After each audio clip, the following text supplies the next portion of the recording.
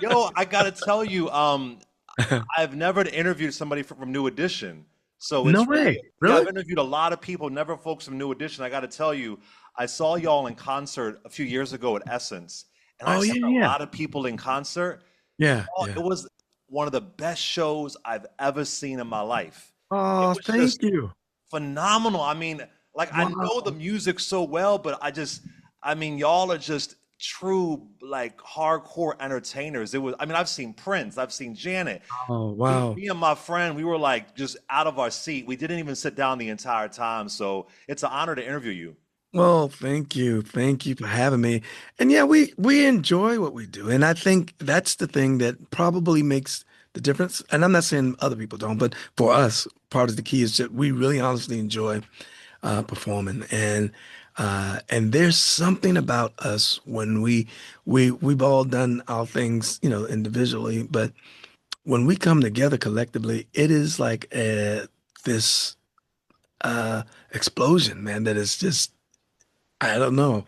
That just happens, and it's become. I think it's really because we all, honestly, like I said, really enjoy it. But it's like a nucleus when we all come together. So, Yeah, it was awesome. incredible. And did you know 35 years ago this month, you had the number one R&B song in the country with My. I did. 35 years ago, yes.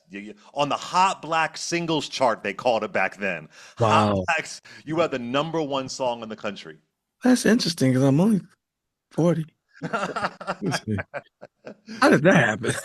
It's like amazing, man. But what an amazing amazing career. So That's awesome. I didn't even know that. yeah, yeah, and because the first single was "Rub You the Right Way," Like, that hit Ray, number one on yes, the R&B yeah, charts, yeah, and then this month it was you and then Keith Sweat. Y'all are like right, in the same. Say you had 2 weeks at yeah. number one. So Wow, just wow, that's what an crazy. isn't it? What Wow. an amazing career. So That's curious to know, was there a song that you turned down over the years that you now regret? That you say, "Damn it, I wish I would have took that song." Yeah, Bobby Brown's "I Wanna Rock with You, Baby." But Oh. at the time, in all fairness, they only had the track, and I was just going, "Yeah, that's cool." And then after Bobby, they gave it to Bob, and I heard it. I was like, "Give me my damn song back." Wow, that was oh wow, that was on Don't Be Cruel, right? That was Don't Be Cruel. Yeah, yeah. And one night of love, then after seven, they played me Oh, that, and I was like, "Yeah." And that ended up. And I after I heard them with that one, and I heard that particular song, but I was like, eh. And then I was going, damn. And then I had an opportunity to record a song for the Beauty and the Beast soundtrack, and I remember my dear sister and friend Tracy Jordan told me, Johnny, you got to do this song with this lady out of Canada. She's amazing, and she's going to be huge here. Blah blah blah. And I'd already did a couple of soundtracks, the Boomerang soundtrack, New Jacks, there and you go, yeah. I don't want to do no more soundtracks. And she's going, Johnny, you got to do this. You got to do it. And I was like, no, Tracy, I don't want to do it. Well, it ended up being Celine Dion, and Wow. when I passed on it, they gave it to People Bryson, and I remember Wow. looking back thinking, Tracy, why didn't you just tie me down and beat me and make me and make me sing that song? But it's just I that was an opportunity that I regret because I love her and didn't know much about her at the time, but looking back and seeing the great talent that she is, I was like, oh my goodness, what a blown opportunity. That would have been epic. That look, Peter Bryson, we love him, but that would have been epic. Yeah, I'm curious to know. Every generation says that the generation before their music was better. Now I'm saying that. I'm like, it ain't like how it used to be. You know what I'm saying? But my father would complain about my music. But right. it Yeah. does feel like right now, I'm curious to know as a vocalist, as a musician, as a performer, it does feel like right now, as far as the songs that get radio play, the voices just aren't there. It's so overproduced. Do you agree with that, or is that just I just it feels so different than it was when I was growing up?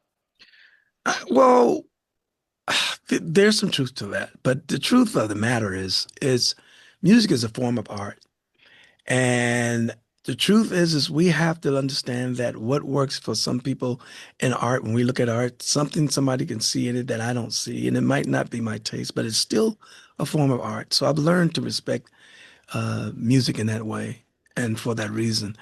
Um, is it my type of music that I would listen to on my downtown time? Probably not. But there is some music out there and some of it out there that I do enjoy. So, but for the most part, yeah, I said this earlier. Maybe I'm being a bit biased, but to me, the '90s was Oh just yeah. that era of music was to me the ultimate, and that's just my opinion. But I also like to, like I said, I try to keep myself open.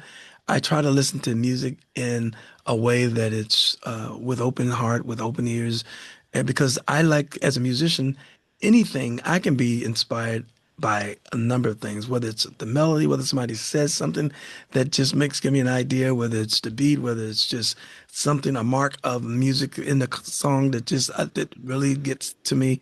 So I'm just kind of open in that manner, but I hear a lot of people say that. But like you said earlier, my parents used to say the same thing when we was listening to our music growing up. It's going, well, that ain't real music. That's a bunch of noise y'all listening to. So now I'm finding myself asking my son, what is that you're listening to?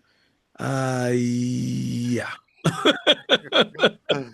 It's true. And you know what was cool back then is like you could have the range of New Edition and Sade on the same charts, right? Right. And Yeah. there's so much beautiful range there. So the range, yeah. But yeah, no, I mean, you're right. Art is art. Art is art. So I hear that. Yeah. I got to ask you this question. I always ask people who've been in the business for a minute this, and she's a little bit before your generation, but I'm from Philly and I love Phyllis Hyman. And I want to know if you Oh, ever yeah. met her or had any interaction with her. I met her briefly doing Video Soul and running into her there, but she, oh my goodness, Phyllis Hyman, she was so amazing. She was just gorgeous. She was all of the above. I was a little guy, but I was kind of like, yeah, yeah, yeah. I can still give you my number. I got a phone though.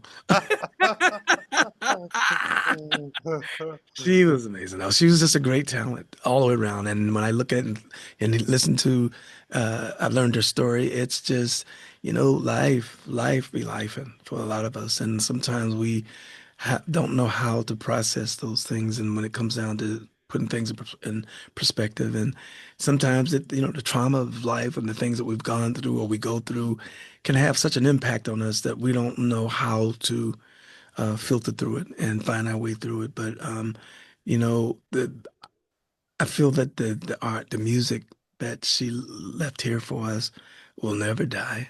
Her Mhm. her talent, her gift, who she is, will never die. It's one thing about music. It's when it's written in stone, it can't be erased. Mm. Uh,